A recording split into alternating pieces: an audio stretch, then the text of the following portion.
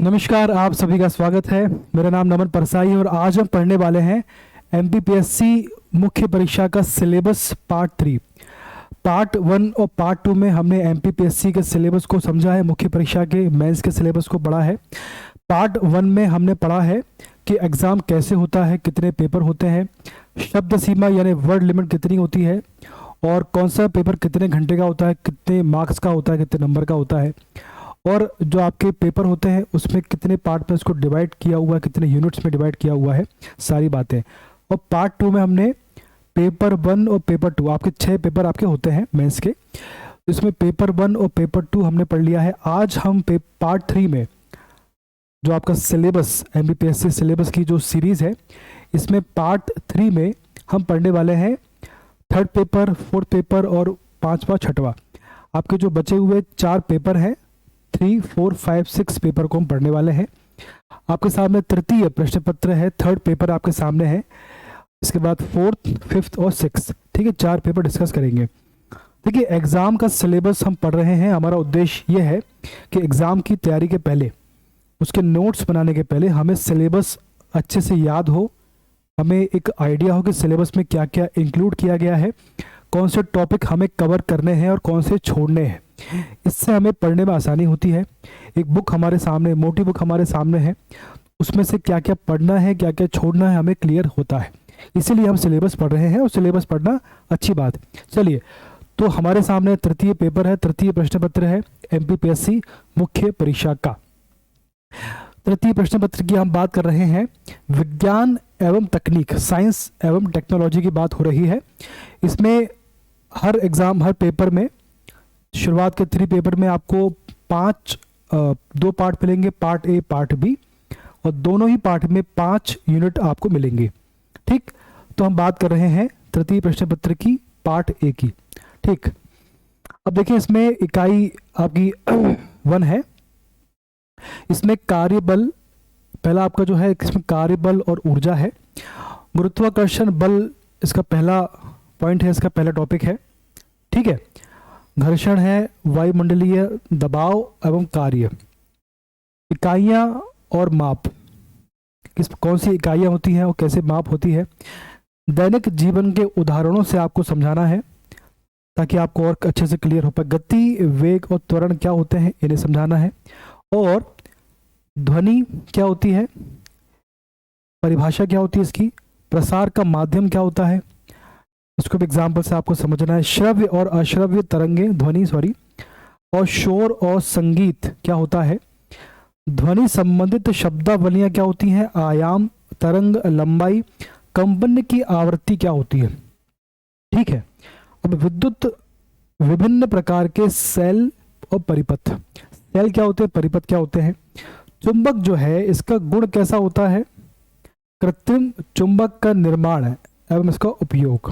इसके बहुत ही प्यारे प्यारे एग्जाम्पल आपके सामने आएंगे और अच्छे एग्जाम्पल के साथ ही हमें पढ़ना चाहिए ताकि हमें लंबे समय तक याद रहे, और एग्जाम्पल काफ़ी आवश्यक है पढ़ने के लिए। प्रकाश की बात होगी, परावर्तन, अपवर्तन, दर्पण एवं लेंस, ये क्या होते हैं, इस एग्जाम्पल कौन कौन से हैं, और प्रतिबिंब निर्माण कैसे होता है। ऊष्मा की बात होगी, इससे काफ़ी क्वेश्चन प्री में भी आते हैं, मेंस में भी आते हैं।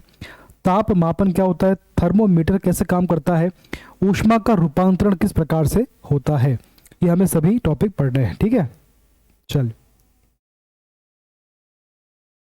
अब देखिए आप, इसके बाद है इकाई 2। इसमें क्या दे रखा है, देखिए इसमें आपका दे रखा है, देखिए पहला आप किसमें है, इकाई 2 में तत्व, यौगिक और मिश्रण। ठीक है, इनके एग्जाम्पल लेना है आपको। परिभाषा क्या होती है, रासायनिक प्रतीक क्या होता है इनका, इनके गुण बताना है आपको, और पृथ्वी पर उपलब्धता किसकी कितनी है, और इनके एग्जाम्पल। पदार्थ क्या होता है, धातुओं और अधातुओं में क्या अंतर होता है, इनके बेस्ट एग्जाम्पल आपको लेना है। आवर्त सारणी एवं आवर्तता क्या होती है, इसको आपको समझना है और एग्जाम्पल भी इसके लेने हैं।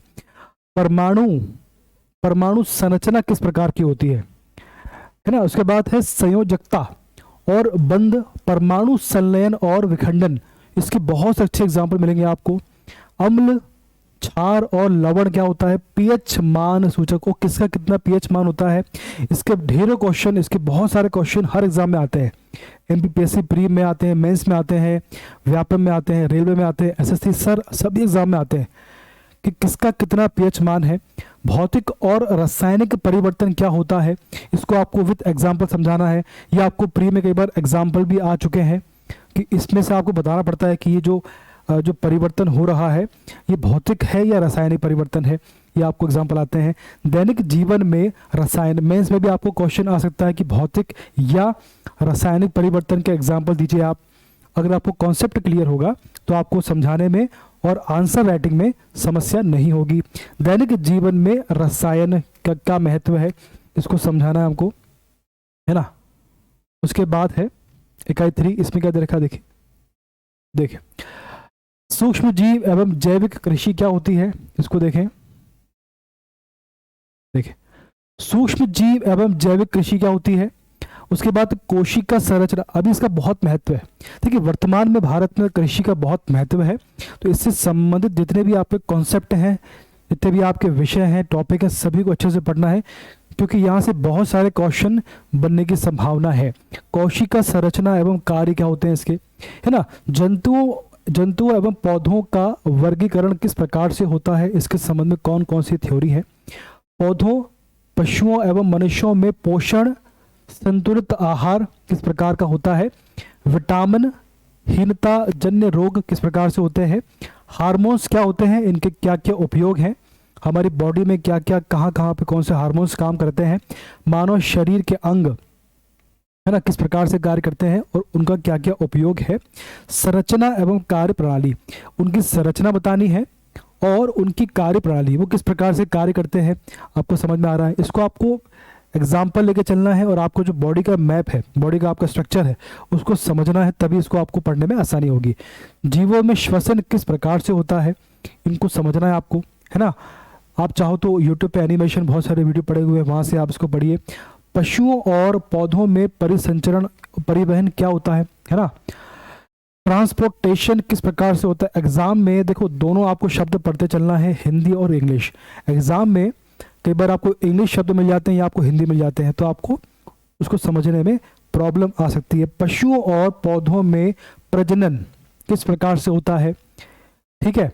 और स्वास्थ्य, स्वच्छता और बीमारियां, स्वास्थ्य, स्वच्छता और बीमारियां को हमको पढ़ना है कि कैसे होता है। स्वास्थ्य के बारे में कौन कौन सी योजना है और जो भी बातें हैं हम सब पढ़ेंगे, ठीक।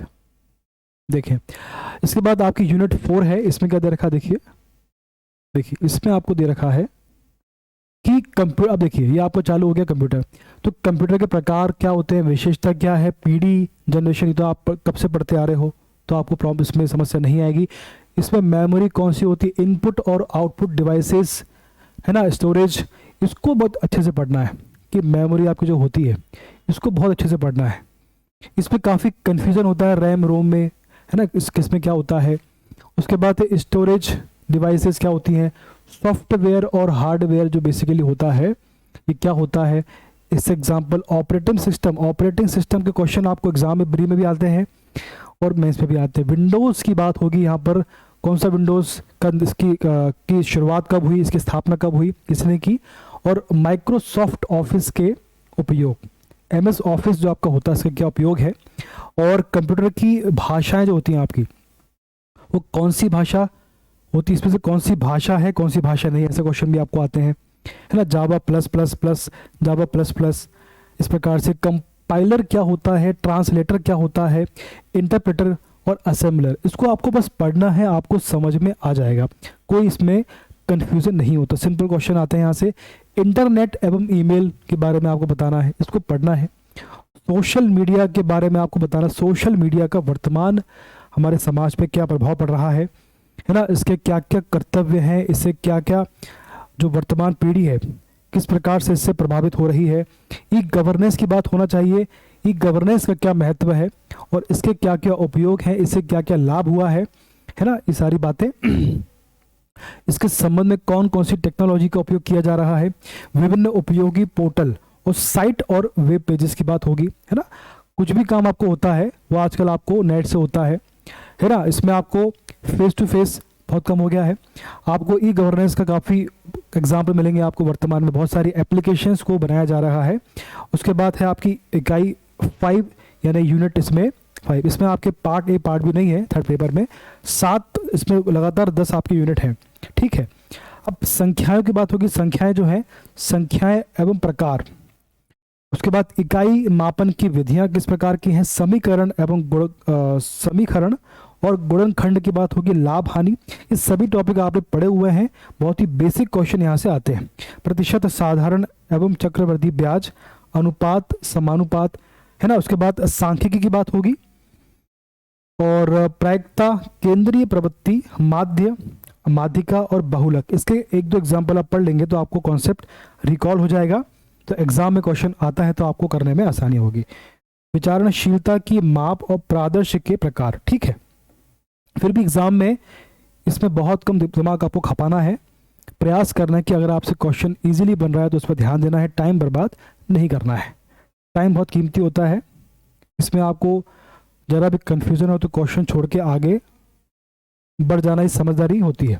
चलिए आगे बढ़ते हैं। इसमें देखें, इसमें आपका है इकाई 6 यूनिट 6 है संक्रामक रोग एवं उनकी रोकथाम के कैसे। अब देखिए, संक्रामक रोग कौन कौन से होते हैं वो पढ़ना है हमें, और इसकी रोकथाम किस प्रकार से की जाती है, इसके रोकथाम के क्या क्या उपाय हैं और इसकी रोकथाम के लिए सरकार ने क्या क्या प्रयास किए हुए हैं, सारी बातें आपको पढ़नी है। राष्ट्रीय टीकाकरण के बारे में सारी बातें, है ना। आप देखते होंगे कि किस प्रकार से हो रहा है, कब से शुरुआत हुई थी और इसके संबंध में क्या क्या प्रयोग, क्या क्या इसमें इनिशिएटिव लिए गए हैं। आयुष की बात होगी, चिकित्सा पद्धतियाँ, आयुष चिकित्सा पद्धतियाँ में आयुर्वेद आपका आता है, योग है, यूनानी, उसके बाद सिद्धा है, होम्योपैथी है। चिकित्सा पद्धतियों की प्रारंभिक जानकारी आपको इसमें बतानी है, ठीक है। इससे बेसिक क्वेश्चन यहाँ से आते हैं। और केंद्र एवं राज्य शासन की महत्वपूर्ण स्वास्थ्य संबंधी कल्याणकारी योजनाएं। देखिए योजनाएं बहुत जगह दे रखा आपको, तो आपको बेसिकली सभी योजनाओं को पढ़ना है, चाहे वो केंद्र की हो राज्य की हो। उसको बाद में आप डिवाइड कर सकते हो, है ना। उसको बाद में आप डिवाइड कर सकते हो राज्य के हिसाब से या जाति, कोई SC ST के लिए अलग होगी, OBC के लिए अलग होगी। इस प्रकार से महिला बाल विकास सबके लिए अलग अलग योजनाएं बनती हैं। अब इसमें केंद्र एवं राज्य शासन के महत्वपूर्ण स्वास्थ्य संगठन की बात होती है यहाँ पे, है ना। कौन कौन से संगठन है जिनके माध्यम से ये सेवाएं चल रही हैं, इनका शासन और उनका प्रबंधन चल रहा है, सारी बातें आपको पढ़नी है इसमें। और देखिए आगे देखें, आपकी यूनिट 7 बहुत इंपॉर्टेंट है, बहुत बड़ी है। और इसको देखें, इसको पहले हमने पढ़ा हुआ है लेकिन इन्होंने इसको एक साथ कर दिया है ताकि आपको कन्फ्यूज़न ना हो। अब देखिए इसमें बहुत सारे इसमें संस्थान हैं। आपको मानव जीवन पर विकास के प्रभाव, स्वदेशी प्रौद्योगिकी सीमाएं। देखिए मानव जीवन पर विकास के क्या प्रभाव पड़े हैं, इसको तो आप खुद से पढ़िएगा। सबसे पहले खुद से दिमाग लगाइए कि जो मानव जीवन का विकास हुआ है उसमें टेक्नोलॉजी का क्या उसमें रोल रहा है। हम जो वर्तमान में मोबाइल यूज़ कर रहे हैं, कैमरा यूज़ कर रहे हैं या स्मार्ट बोर्ड यूज़ कर रहे हैं, इससे किस प्रकार से विकास हुआ है, किस प्रकार से चीज़ों में परिवर्तन आया है, समाज का विकास हुआ है और जो एजुकेशन है हर दिशा में विकास हुआ है। तो आपको डिवाइड करके विकास को समझना है और ये विकास कैसे हुआ है इस पर ध्यान देना है, तो आपका आंसर खुद ही बन जाएगा किसी किताब के पढ़े बिना। अब इसमें स्वदेशी प्रौद्योगिकी की सीमाएं, हमारे देश में कौन कौन सी प्रौद्योगिकी है जिनका निर्माण हुआ है, उनकी क्या लिमिटेशंस है ना, कौन सी लिमिटेशंस है जिसके कारण हमें विदेशों की जो तकनीक है उस पर डिपेंड रहना पड़ता है, उस पर बात होना चाहिए। अब देखिए रिमोट सेंसिंग कई बार आ चुका है। रिमोट सेंसिंग का इतिहास क्या है, इसकी शुरुआत कैसे हुई, कैसे कार्य करता है, और भारत में रिमोट सेंसिंग की बात होना चाहिए कि भारत में इसका विकास कब हुआ, क्या क्या एग्जाम्पल्स हैं इसके, राइट। अब इसके बाद तीसरा आपका टॉपिक है भारतीय अंतरिक्ष अनुसंधान संगठन है इसरो। इसरो के बारे में सारी जानकारी, इसकी स्थापना कब हुई और ये कौन कौन से कार्यक्रम चलाता है, वर्तमान में इसने कौन कौन से कार्य किए हैं, सारी बातें। राजा रमन्ना प्रगत प्रौद्योगिकी केंद्र इंदौर यानी कि RR कैट, ठीक। तो बेसिकली हम बात कर रहे हैं RR कैट के बारे में, हम बात कर रहे हैं, इसरो की बात हो रही है। फिर आपकी आर कैट की बात हो रही है, ठीक है। और इसके बाद है आपका SDSC, सतीश धवन अंतरिक्ष केंद्र श्रीहरिकोटा, SDSC, ठीक। इसके बाद अगला है आपका रक्षा अनुसंधान एवं विकास संगठन, DRDO की बात हो रही है। इस सभी के बारे में आपको पढ़ना है कि इनकी स्थापना कब हुई है, इनके क्या क्या उद्देश्य हैं, क्या क्या इन्होंने कार्य किए हैं और किस प्रकार से ये कार्य कर रहे हैं, कौन कौन से इनके प्रोजेक्ट हैं जो हमारे देश के लिए इम्पोर्टेंट हैं, समाज के लिए इम्पोर्टेंट हैं, और वर्तमान में कौन कौन से एग्जाम्पल हैं जिनको आप लेके अच्छे मार्क्स। रक्षा अनुसंधान ये होगा आपका, हो गया भाभा परमाणविक अनुसंधान केंद्र मुंबई, बार्क होता है। इससे भी क्वेश्चन बनेगा आपको, है ना, क्या क्या इसकी विशेषता है, क्या क्या उद्देश्य है, कार्य, इनके कार्य। TIFR टाटा मूलभूत अनुसंधान संस्थान मुंबई, TIFR है आपका। और इसके बाद देखें आप राष्ट्रीय वायुमंडलीय अनुसंधान प्रयोगशाला तिरुपति, ये आपका NARL है आपका, है ना। इसको देखो याद कैसे करना है, सबसे पहले तो आपको इनको याद कैसे करना है कि भारत के मैप में देखना है कि कहाँ इनकी लोकेशन है। एक बार इनकी लोकेशन आप देख लेंगे 4 से 5 बार, आपको सभी याद हो जाएंगे। अब आपको उनको साइकोलॉजी, इसको आपको कॉन्सेप्ट तो समझना है आपको, इसके बाद कॉमन सेंस का भी उपयोग करना है कि जहाँ इसकी लोकेशन है वहाँ इसकी लोकेशन क्यों है और इसका उपयोग क्या क्या हो सकता है, इसके क्या क्या कार्य हो सकते हैं। और इसके बाद आपका हो गया TIFR, आपका उसके बाद आपका हो गया NARL हो गया। इसके बाद तरल प्रणोदन प्रणाली केंद्र बेंगलुरु, LPSC, ये बात क्लियर है आपको। अंतरिक्ष उपयोग केंद्र अहमदाबाद में, ये अंतरिक्ष उपयोग केंद्र है ना। उसके बाद आपका SAC, Indian deep space network Bengaluru, IDSN, ठीक। इसके बाद है आपका Indian space science data centre Bengaluru, ISSDC। हम लोग इसे ऐसे पढ़ेंगे, हम लोग पूरे मैप में सबसे पहले इन संस्थानों को मैपिंग करेंगे इनकी कि कौन सा कहाँ पर है। इसके बाद इनको देखेंगे, इनको एनालाइज करेंगे कि इनकी लोकेशन यहाँ पे क्यों है, इनका क्या उद्देश्य है यहाँ पर होने का, और कौन कौन से कार्य करते हैं, सारी बातें, है ना। और इंडियन डीप स्पेस नेटवर्क हो गया आपका, Indian space science data centre आपका। उसके बाद है आपका ISS, ये हो गया आपका विक्रम साराभाई अंतरिक्ष केंद्र है तिरुवनंतपुरम, आपका VSSC भारतीय अंतरिक्ष विज्ञान एवं तकनीक संस्थान तिरुवनंतपुरम, ये आपका IIST है ये। और राष्ट्रीय सुदूर संवेदीय केंद्र हैदराबाद, ये आपका हो गया NRSC। उसके बाद है भारतीय सुदूर संवेदी संस्थान देहरादून है। इनमें काफ़ी कंफ्यूजन आपको हो सकता है।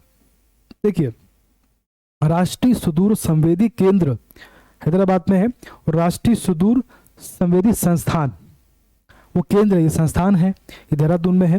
और उक्त संस्थानों की सामान्य जानकारी, इनकी सामान्य जानकारी, सामान्य विशेष नहीं, सामान्य, कि भाई इनकी स्थापना कब हुई है, कहाँ पर इनकी लोकेशन है, इनके अध्यक्ष कौन कौन रहे हैं और इनका उद्देश्य क्या है, कि कौन कौन से कार्य करते हैं, सारी बातें। तो 1 2 3 4 5 6 7 8 9 10 11 12 13 14 15 16 के आसपास ये हैं। 15 के आसपास ये संस्थान आपको पढ़ने हैं। अगर इनकी मैपिंग आप कर लोगे तो आपको काफ़ी, आपको प्री में क्वेश्चन यहाँ से आता है कि कौन सा संस्थान कहाँ पर है, तो एक क्वेश्चन यहाँ से बन जाएगा आपका अगर आपने मैपिंग कर ली तो। और अगर इनको आपने पूरा इनके बारे में पढ़ लिया तो और भी आपको लाभ होगा, आपको मैथ्स में अच्छे मार्क्स आएंगे आपके, है ना। तो आपको काफ़ी ऐसे लाभ हो, तो मैपिंग बहुत आवश्यक हो, बहुत आवश्यक है। भू स्थिर उपग्रह प्रक्षेपण यानों की पीढ़ियाँ, जो आपके भू स्थिर उपग्रह है इनकी पीढ़ियाँ कौन सी हैं, प्रक्षेपण यान की पीढ़ियाँ पढ़नी है हमें। जैव प्रौद्योगिकी पढ़ना है हमें, किस प्रकार से कार्य करता है, परिभाषा क्या होती है इसकी। स्वास्थ्य और चिकित्सा, कृषि, पशुपालन, उद्योग और पर्यावरण जैसे क्षेत्रों में इसका क्या उपयोग है, इसको समझना है, इसका कॉन्सेप्ट समझना है। और विभिन्न क्षेत्रों में इसका क्या उपयोग है, इसको भी हमें डिस्कस करना है। उसके बाद क्लोन्स क्या होता है, बहुत डिस्कस हो रहा है ये, बहुत इसके बारे में आप चर्चा है देश विदेश में। रोबोट्स की बहुत चर्चा है, काफ़ी रोबोट्स का निर्माण हो रहा है, इसके बारे में इसमें काफ़ी आविष्कार हो रहे हैं। और कृत्रिम बुद्धिमत्ता की बात हो रही है, किस प्रकार से ये यूज़फुल हमारे मोबाइल में, हमारे लैपटॉप में, सब जगह इसका काफ़ी उपयोग हो रहा है और इसके माध्यम से बहुत सारे काम हो रहे हैं। बौद्धिक संपदा के अधिकार और एवं पेटेंट टिप्स एवं ट्रिम्स, इसको लेकर बहुत लड़ाई है देश में, पूरे देश विदेश में। इसको समझेंगे कि कैसे काम करता है, इसका इतिहास क्या है। विज्ञान और प्रौद्योगिकी के क्षेत्र में भारतीयों का योगदान, हमारे भारतीयों के बारे में बहुत सी बातें सुनी हमने कि ये आविष्कार किया, वो आविष्कार किया। यहाँ पर हमें एक सिस्टमेटिक वे में पढ़ना है कि भाई किसने कौन सा आविष्कार किया है और उससे समाज को क्या प्राप्त हुआ है, समाज को उससे क्या मिला है। ठीक है, तो इसमें आपको जो भारतीयों का योगदान है, तो चंद्रशेखर वेंकट रमन के बारे में बताना है कि उन्होंने क्या दिया समाज को। हरगोविंद खुराना के बारे में जानना है। जगदीश चंद्र बसु, होमी जहांगीर भाभा, उसके बाद एम विश्वेश्वरैया, श्री निवास रामानुजन, विक्रम साराभाई, एपीजे अब्दुल कलाम, सत्येंद्र नाथ बोस, राजा रमन्ना, प्रफुल्ल चंद्र रॉय। ये सभी नाम आपने कभी ना कभी आपने सुने होंगे। अब यहाँ पर आपको इनके बारे में जानना है कि इनका संबंध किस फील्ड से है, पहली बात, और इन्होंने क्या ऐसा किया है कि इनके बारे में आज हम पढ़ रहे हैं। ठीक, विज्ञान के क्षेत्र में राष्ट्रीय एवं अंतर्राष्ट्रीय पुरस्कार। ठीक, ये आपका बेसिकली ये जानना आपको ज़रूरी है और इसका संबंध आपका करंट अफेयर से भी है ना। कौन कौन से पुरस्कार हैं जो दिए जाते हैं, और हम पढ़ेंगे कि वर्तमान में किसे दिया गया है। तो आपका मेंस भी कवर होगा और आपका प्री भी कवर होगा इसके साथ में। तो 7th इकाई आपकी समाप्त हो चुकी है। आगे बढ़ते हैं आपकी 8वीं यूनिट की तरफ।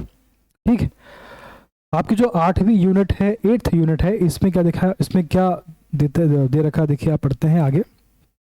चलिए, इसमें दे रखा आपकी जो है इकाई 8 में, यूनिट 8 में, ऊर्जा के पारंपरिक और गैर पारंपरिक स्रोत क्या होते हैं, इनका अर्थ क्या है, इसका मतलब क्या है, यानी पारंपरिक कौन से हैं और गैर पारंपरिक से क्या मतलब है, परिभाषा क्या होती है, उदाहरण और अंतर। मेन तो आपको यही है ना, ये सभी आप सभी जानते हैं। इसका आपको एग्जाम्पल देना है और इन दोनों में क्या अंतर है, कौन सा अच्छा है, किसका उपयोग ज़्यादा करना है, किसका उपयोग कम करना है, सारी बातें।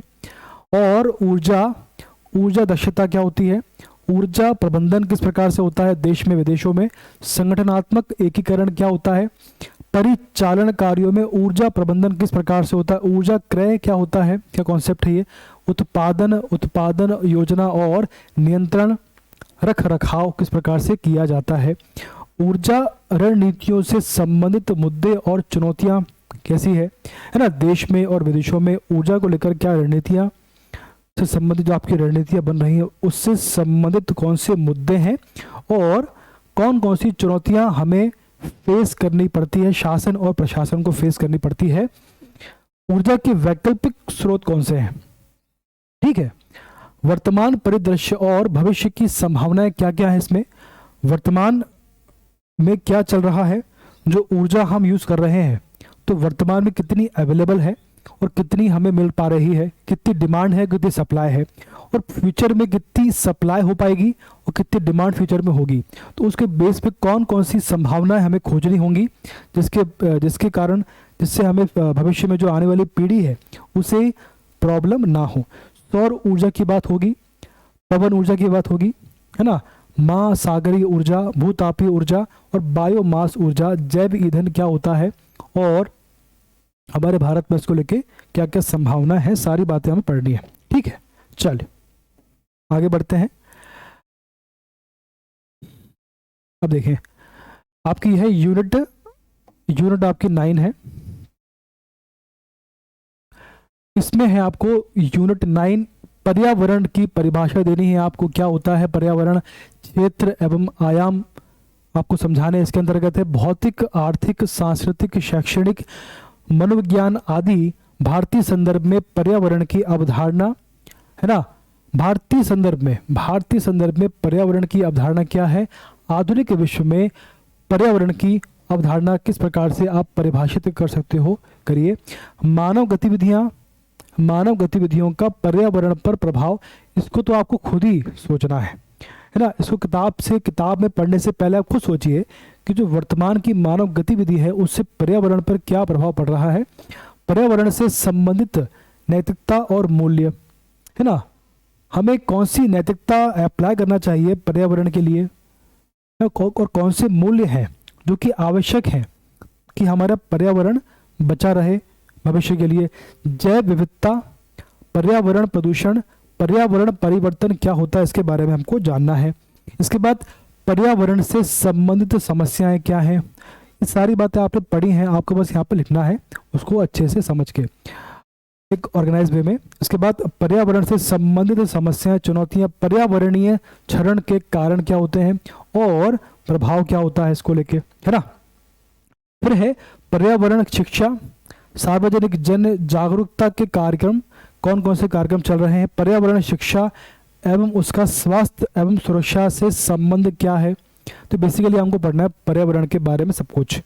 पर्यावरण अनुकूल प्रौद्योगिकी, ऊर्जा का संरक्षण कैसे किया जाता है। पर्यावरण संरक्षण के संवैधानिक प्रावधान, हमारे संविधान में कौन कौन से प्रावधान किए गए हैं जिसके बेस पे संविधान को प्रोटेक्शन दिया गया है, ये सारी बातें। इसके बाद देखेंगे आप पर्यावरण संरक्षण नीतियां और नियामक ढांचा, कौन कौन सी नीतियां हैं और कौन कौन सा इसके नियामक ढांचे को हमको उसको समझना है।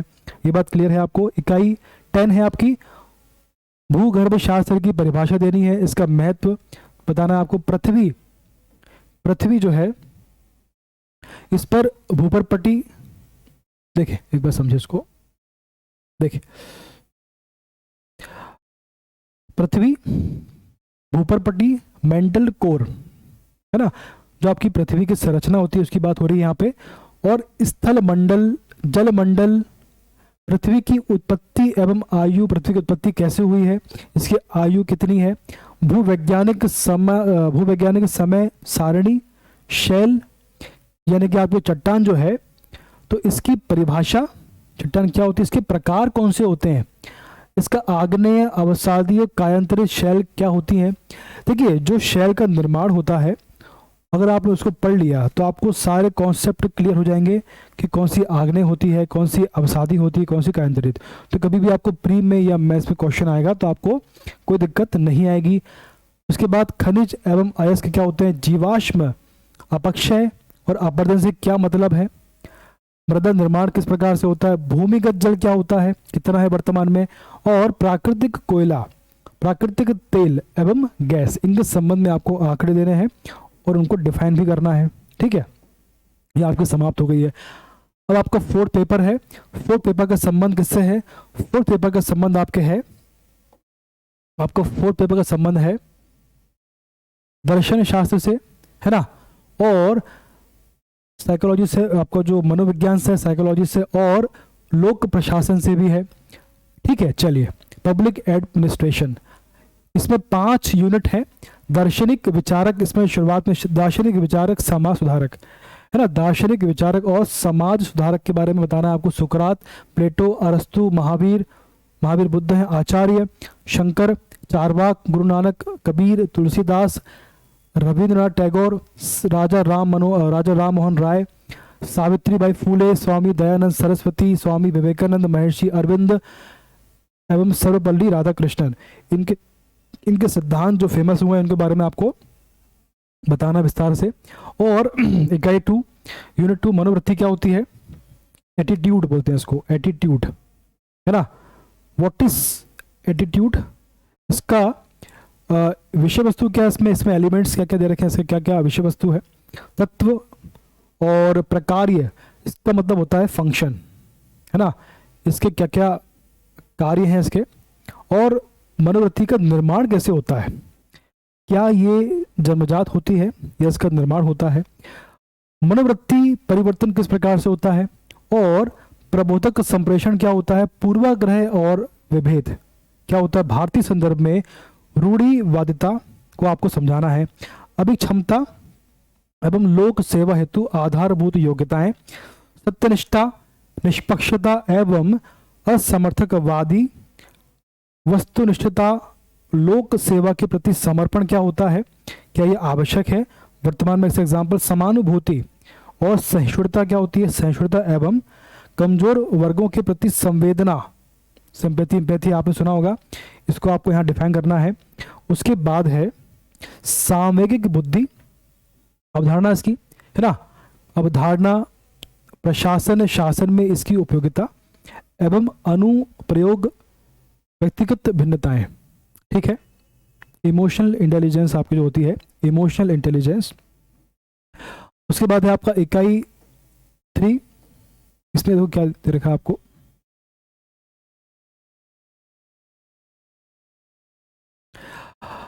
यूनिट 3 है मानवीय आवश्यकताएं एवं अभिप्रेरणा, है ना, मोटिवेशन की बात हो रही है यहाँ पे। लोक प्रशासन में नैतिक सद्गुण एवं मूल्य किस प्रकार से कार्य करते हैं? प्रशासन में नैतिक तत्व, सत्यनिष्ठा और उत्तरदायित्व, पारदर्शिता, ट्रांसपेरेंसी। नैतिक तर्क क्या होते हैं? नैतिक दुविधा क्या होती है? डायलेमा, एथिकल डायलेमा क्या होता है? नैतिक मार्गदर्शन के रूप में अंतरात्मा, अंतरात्मा बहुत इंपॉर्टेंट है भैया, इसको पढ़ना है। लोक सेवकों हेतु आचरण संहिता, कोड ऑफ कंडक्ट। शासन में उच्च मूल्यों का पालन कैसे किया जाता है और कौन कौन से उच्च मूल्य होते हैं?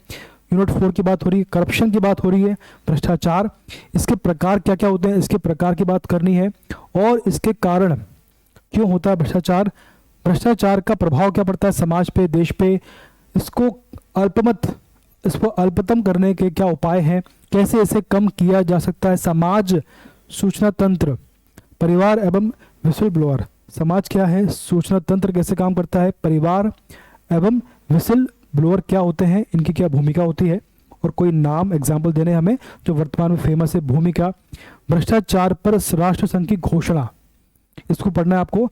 भ्रष्टाचार का मापन कैसे किया जाए, ट्रांसपेरेंसी इंटरनेशनल जो है ये क्या है और क्या इसके कार्य होते हैं। लोकपाल एवं लोकायुक्त बहुत फेमस हुआ था बीच में, इसको यहाँ पर आपको पढ़ना है। इसके बाद अंत में है केस स्टडी, आपको 20 मार्क्स की 2 आपको केस स्टडी आती है, पेपर आपको 200 नंबर का होता है। ये बात क्लियर है आपको, पहले हमने ये पढ़ लिया है। और इसके बाद आप देखेंगे आपके 4 पेपर खत्म हो चुके हैं, अब आपका बचा है 5th और 6th, इसको देखते हैं और आपका सिलेबस खत्म हो जाएगा। मतलब पढ़ने के लिए जो पढ़ना हमने पढ़ा है उसको, बाकी अभी शुरुआत ही भी नहीं की हमने। देखिए पंचम पेपर आपके सामने है, इसमें तो क्या देख रखा है, पंचम पेपर है आपका 200 नंबर का होता है, 3 घंटे का होता है ये। इस प्रश्न पत्र का स्तर स्नातक परीक्षा उत्तीर्ण छात्रों के समकक्ष होगा। इसका उद्देश्य उम्मीदवार की पढ़ने व समझने, भाषाई दक्षता, के लेखन की योग्यता एवं हिंदी में स्पष्ट तथा सही विचार व्यक्त करने की क्षमता का मूल्यांकन करना है। और सामान्यतः निम्नलिखित विषय सामग्री पर प्रश्न पूछे जाएंगे। ठीक, सामान्यतः निम्नलिखित विषय सामग्री पर, अब देखियो लघु उत्तरीय प्रश्न निर्धारित संपूर्ण पाठ्यक्रम के अंतर्गत ही पूछे जाएंगे। 25 मार्क्स के 3 क्वेश्चन आपको आएंगे। आपको इसमें देखो, ये हमने पहले पढ़ लिया, वैसे इसको हमने पूरा समझा हुआ है। आपको ध्यान, अगर मेरा सबसे पहला जो वीडियो है सिलेबस का, उसमें हमने डिस्कस किया है कि कैसे क्वेश्चन आते हैं। तो लघु उत्तरीय प्रश्न आपको होंगे, इसमें आपको 25 मार्क के 3 मार्कर 25 क्वेश्चन होंगे, 75 हो गया आपका ये। आपको जो अलंकार आएगा, इसमें अलंकार से क्वेश्चन बनेंगे आपको। शब्द अलंकार में अनुप्रास, यमक, श्लेष आएगा। अर्थ अलंकार में उपमा, रूपक और उत्प्रेक्षा आएगा इसमें, ठीक है। उसके बाद इसमें आपको 5 नंबर के 2 क्वेश्चन आपको आएंगे इसमें।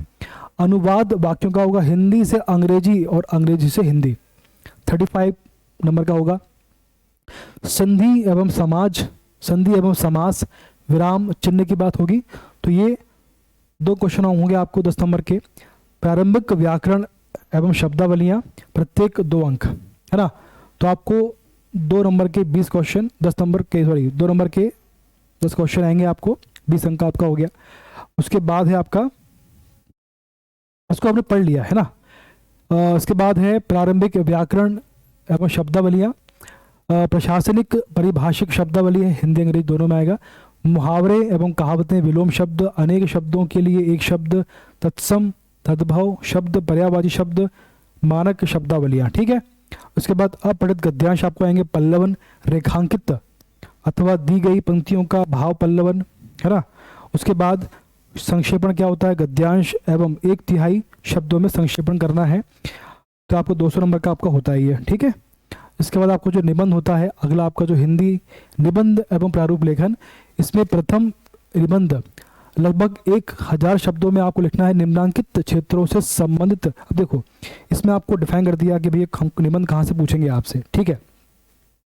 इसमें आपको दे रखा है देखिए जरा, प्रथम निबंध जो होता है इसमें लगभग 1000 शब्द आपको पूछे जाते, 1000 में आपको उसको बताना है, ठीक है। देखें 1000 शब्दों में आपको देना है, ये 50 नंबर का आपका होता है।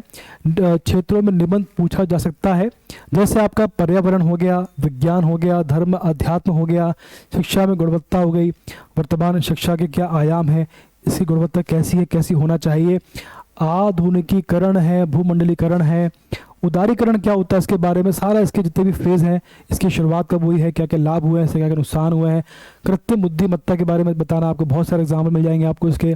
परंपरागत खेल क्या होते हैं, सांस्कृतिक विरासत क्या है, सभ्यता एवं संस्कृति की बात होगी, योग एवं स्वास्थ्य का संबंध, ई मार्केटिंग क्या होती है, ई कॉमर्स क्या होती है, इसका एग्जाम्पल, नेतृत्व एवं विकास क्या होता है, तो शासन नौकरशाही आपको बताना है, जनजातीय विकास, राष्ट्रवाद एवं राष्ट्रीय एकता, सामुदायिक जीवन, सामाजिक सरोकार के बारे में, नवीनीकरण, नवीनीकरणीय ऊर्जा, सतत विकास के लक्ष्य क्या है, मादक पदार्थों का सेवन एवं दुष्प्रभाव क्या पड़ता है, घरेलू हिंसा, बाह्य एवं आंतरिक सुरक्षा के मुद्दे, व्यवसायगत सरलता आदि। लगभग 1000 शब्दों में 50 मार्क्स आपको यहाँ से मिल जाएंगे। आपका सेकंड पेपर आपका बनेगा समसामयिकी समस्याएं निदान, लगभग 500 शब्दों में देना आपको। यहाँ पर आपके 1000 शब्द हैं, यहाँ पर आपको 500 में आपको आंसर लिख के आना है, मार्क्स भी आधे हैं, शब्द भी आधे हैं। प्रारूप लेखन क्या होता है, और शासकीय एवं अर्धशासकीय पत्र किस प्रकार से होता है, परिपत्र सर्कुलर क्या होता है, प्रपत्र क्या होता है, विज्ञापन को आपको बताना है, आदेश कैसे होता है, पृष्ठांकन कैसे होता है, अनुस्मारक स्मरण पत्र इसको बोला जाता है, प्रतिवेदन किस प्रकार से लिखते हैं, रिपोर्ट राइटिंग बोलते हैं, अधिसूचना की बात होगी यानी नोटिफिकेशन, ठीक है। टिप्पण लेखन क्या होता है, लगभग 250 शब्दों में आपको उसको डिफाइन करना है, और 25 नंबर भी आपको यहाँ से मिल जाएंगे। कुल 100 अंक का आपका पेपर होता है। इस प्रकार से आपके 1400 आपके मार्क्स, चूंकि इस प्रश्न पत्र का उद्देश्य ही अभ्यर्थी की हिंदी भाषा की अभिव्यक्ति एवं उसके सामान्य हिंदी के ज्ञान का परीक्षण करना है, अतः इस प्रश्न पत्र के उत्तर देने का माध्यम केवल और केवल हिंदी रखा गया है। इस प्रकार से आपका सिलेबस समाप्त होता है, और इसी के साथ हमने 3 पार्ट में आपका MPPSC मुख्य परीक्षा का सिलेबस संपूर्ण कर लिया है सिर्फ पढ़ने के हिसाब से। अब इसकी शुरुआत करेंगे, आपका अगला वीडियो आएगा MP GK का। हम MP GK के छोटे वीडियो के माध्यम से बहुत सारे कॉन्सेप्ट पढ़ेंगे, इसमें सभी कॉन्सेप्ट इंपॉर्टेंट हैं, ठीक है। तो अगला वीडियो बहुत जल्दी आएगा, तब तक आप सभी स्वस्थ रहें, खुश रहें, धन्यवाद।